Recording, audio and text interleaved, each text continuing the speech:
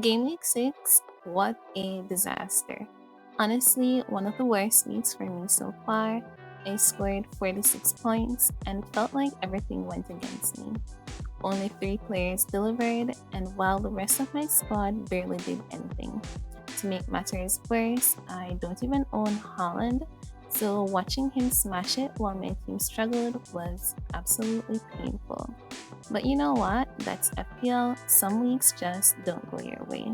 Looking at my Game Week 16, again, this is one of the toughest weeks for me so far. Ended on 46 points, which was bang on the average score, but it really felt like I could have done much better. The 3 players that managed to deliver returns for me are Senesi, Semenyo, and Enzo. Senesi chipped in with an assist, 2 defensive contribution points, and even picked up a bonus point. Though sadly, no clean sheet.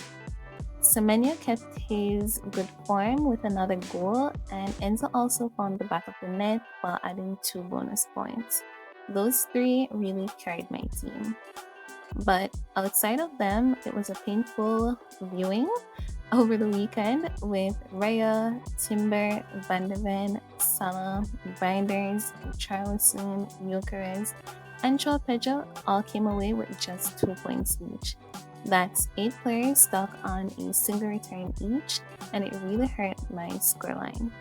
On the bench, I had Paqueta with 4 points and Guehi with 7, which was frustrating to see, but I can't really complain too much because I wouldn't have started them over the players I had chosen. The frustrating part, though, was that so many of my players had decent fixtures on paper, but just didn't deliver.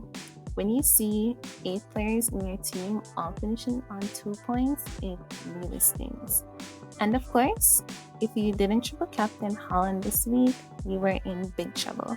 I don't even own him, so I ended up falling down around the 2 million mark, which with a total of 338 points so far.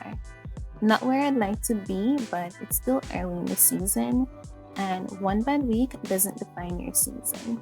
The key is how you bounce back, and with Game Week 7 just around the corner and an early deadline to prepare for, it's time to regroup and see how we can turn this into a green arrow. If you're enjoying this video, please consider giving it a like and subscribe for more content. Now let's take a look at my Game Week 7 team. In goal, I've got Rhea.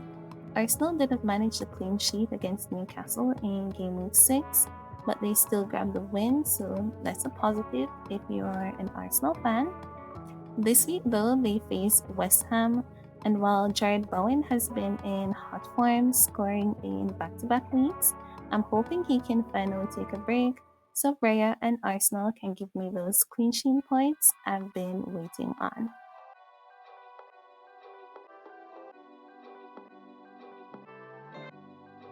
In the defense, I'm doubling up on Arsenal again with Jurien Timber. He looked really attacking against Newcastle in Game Week 6, making those overlapping runs and getting into advanced positions, but he couldn't quite produce a return. I'm really banking on Arsenal keeping things tight this week to make that double up worthwhile. Van de Ven is next. Spurs face Leeds away, which looks like a really good fixture on paper. Leeds have been inconsistent, and I think Van de Ven has a chance not only for a clean sheet, but maybe even a defensive contribution return. Guehi is up against Everton this week, and I'm feeling pretty confident about him. Crystal Palace have been one of the most solid defensive units so far this season, so there's every chance of a clean sheet here. Even if they don't manage to shut Everton out, Guehi isn't just about clean sheets. He's been picking out defensive contribution points regularly and even gaining those assists from set pieces. The consistency has been impressive too. He's only blanked once this season so far, back in Game Week 2 when he only scored 2 points. Since then, he's been delivering steady returns, and I'm hopeful that this will continue for this week. And then there's Senesi. Alongside Guehi, he's been one of my most reliable picks so far this season, and he's actually earned defensive contribution points in every single game so far. He's been quietly excellent, but a lot of managers are starting to transfer him in recently. I'll take 4 points from him happily this week, and anything extra would be a nice bonus.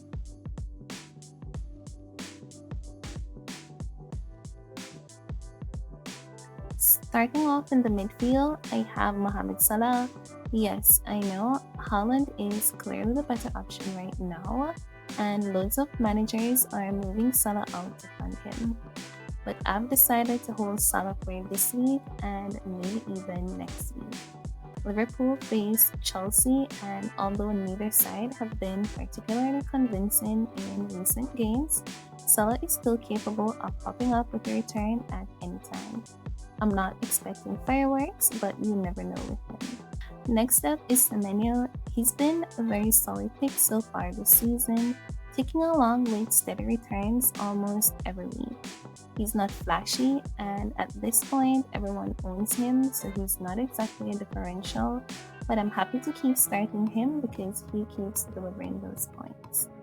Then there's Gianni Reinders. City are up against Brentford in Gameweek 7, and while he's been a bit disappointing recently, especially with that 5-0 win over Burnley where he didn't get a single return, I'm still sticking with him for now. He's always involved, and I feel like a big score could come from him very soon.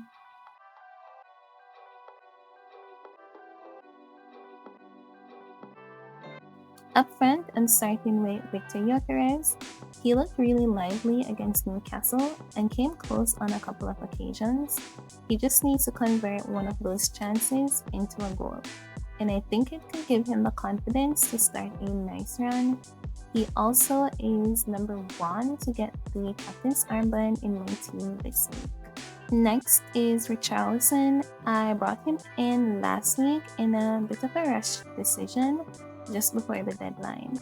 It wasn't the most carefully planned move, and it didn't really pay off in Game Week 6, but I'm giving him another chance this week.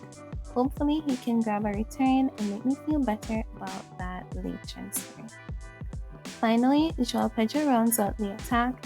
He hasn't delivered since Game Week 4, and that's starting to get really frustrating.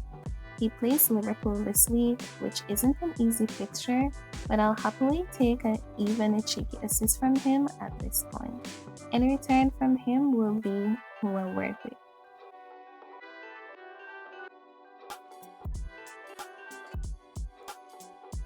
On the bench, I've got Marco Bizot, Enzo, Paqueta, and Zansebe. I know it probably looks strange to bench Enzo right after he scored in Game Week 6, but I don't think he'll return every game, and the fixtures aren't exactly the best.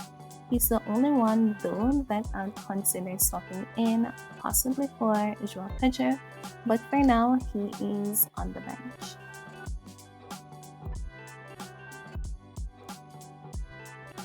Overall, I'm pretty happy with this team for Game Week 7. Of course, I'm still worried about not owning Haaland.